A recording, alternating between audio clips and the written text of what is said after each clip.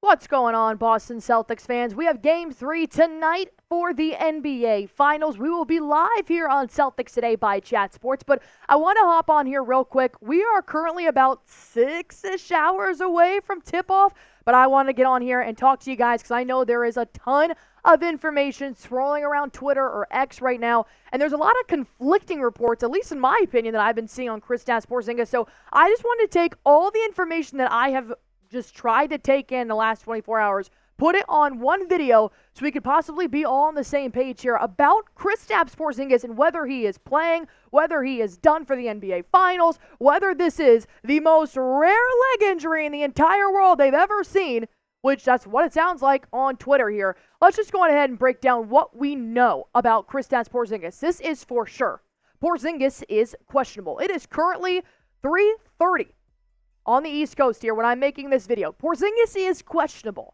We knew that once Charania and Adrian Wojnarowski came out that he did suffer a left leg injury. This has nothing to do with the leg that has kept him out for 38 days. What we also do know is that yesterday, Joe Mazzulla did say that the medical staff will have the green light to allow Kristaps Porzingis to play. So this is not a Porzingis decision. This is not a Joe Mazzulla decision. They need to look at Kristaps Porzingis probably all the way up until game time. I truly do believe this is going to be an actual game time decision. He may even go out there and warm up. But until they say he is available or out, I am just going to rule this as Porzingis is dealing with a leg injury that the medical staff has to give the approval for before he can go out there and compete in Game 3 for the NBA Finals. So once again, I've been scrolling all over Twitter trying to figure out, I've been on WebMD trying to diagnose this guy myself because I have no idea what's going on. But Jesse Morse, who is a sports doctor, a very well-known sports doctor, actually gave his take on Kristaps Porzingis' injury on Twitter, and he is very reliable. Here's what he said in his video that he posted on X saying, this isn't a huge injury. This is more of a pain tolerance issue. So I think there is a possibility he plays in this. But this is a significant risk of re-injury and possibly injuring the tendon. So they might have to be a little careful with him. So, once again, conflicting reports because last time I saw, Joe Mazzulla said this was a serious injury. But now I've got this sports doctor here saying this isn't a serious injury. It just sounds like a pain tolerance. Porzingis said last night to Jared Greenberg of NBA TV, he said, I expect myself to be able to play. And this is not any new news. We know Porzingis has been willing to lay his life on the line for the Boston Celtics since he was traded to Boston. He has said, I am here to do one thing, and that is win. And I know he is going to try everything that he possibly can. So I could see Porzingis even waving off some of the pain he's been having just so he can play in Game 3. Because you got to think as well, Tingus Pingus has not played in American Airlines Center since 2018 when he was a New York Knick. That was the last time he played the Dallas Mavericks in this arena. He has not played the Dallas Mavericks since then. He's played them at home, but he has not played in that arena against the Mavericks on the opposing team since 2018. But Porzingis said this before the injury news came out, I will die out there. I hope it doesn't come to that, but you get the message here. You get where his heart is at. He wants to play so bad that he's literally like, I will do whatever it takes to make sure I help the Boston Celtics win in the NBA Finals. And Game 3 and Game 4 could be pretty crucial to help that happen, which is why Kristaps Porzingis is like, hey, whatever the medical staff tells me, he has to oblige to it, but he wants Celtics fans to know that he is willing to die out there as long as the medical staff gives him the A-OK to play. Here's another tweet that I got from earlier this morning when the Celtics did have a closed practice in the American Airlines Arena, and this was what they saw from Kristaps Porzingis. He said, the Celtics pre-Game 3 shoot-around was closed to media, but Porzingis just walked out past us. No visible limp, impairment, or discomfort with the same black sleeve over his left ankle that he had on a practice on Tuesday. He's listed as questionable for Game 3 tonight. We saw him walking to the podium once the injury news was dropped. We saw him leave the podium walking completely fine. So in terms of walking, obviously he seems pretty good. Smitty and I were talking about this right before we filmed the video. It's the jumping that we're really nervous about But the good news is that he does want to play regardless of how bad it is feeling. And here's what Shams Charania had to say on Run It Back TV earlier today as well. He said he is questionable tonight. I think there's some hope that he's going to be able to warm up and then see if he can play. But obviously, he wants to play badly. Shams Charania went on to say that this is essentially his left ankle, left knee-ish. He really said this is a left leg injury.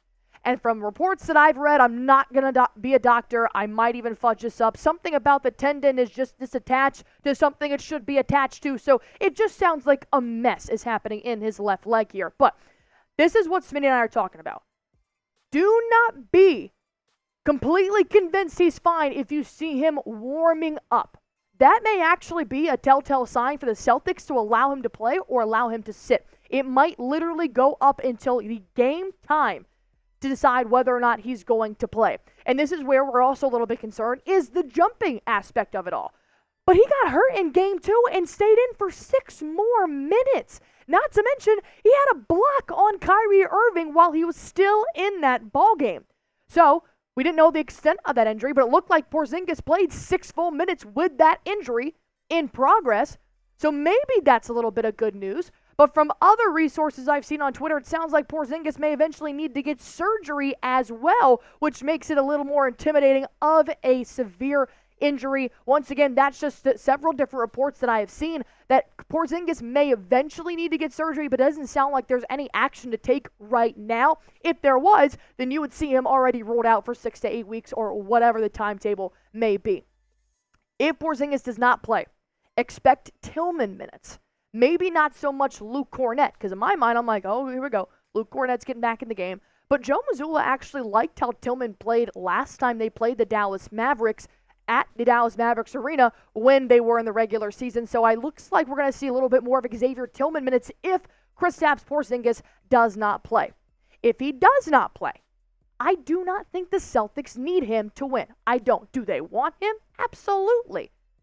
But I do believe there are still 4 or 5 superstars on that team that can get this job done. Yes, you just took away a big going up against pretty good bigs for the Dallas Mavericks and Daniel Gafford, Derek Jones Jr., Derek Lively. Those are some big players you're going to have to take on down low. Al Horford is going to have to play his ass off, which we've already seen him do throughout the playoffs. So I don't think the Celtics need Kristaps Porzingis to win. They've already won without Kristaps Porzingis. They won 9 ball games and lost 1 without Kristaps Porzingis. And guess what? There is no more after 2. If you win these 2, you're done.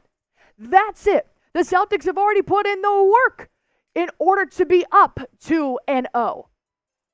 And this is why I think they can still pop off here in Game 3, even if Porzingis doesn't play, is because the MVP route, the MVP race has been extremely tight. I know nobody's worried about that right now, but I just want to point this out, is that this could allow Jason Tatum to really pop off because we know what Tatum has been doing. He has not been the leading scorer. He has been the Celtics facilitator. He has been running the offense with the help of Kristaps Porzingis being 7'3" down low. But you got to think Porzingis hasn't been playing 38 minutes with these guys. He's had severely diminished playing time because of that injury. Al Horford has been doing the damn thing.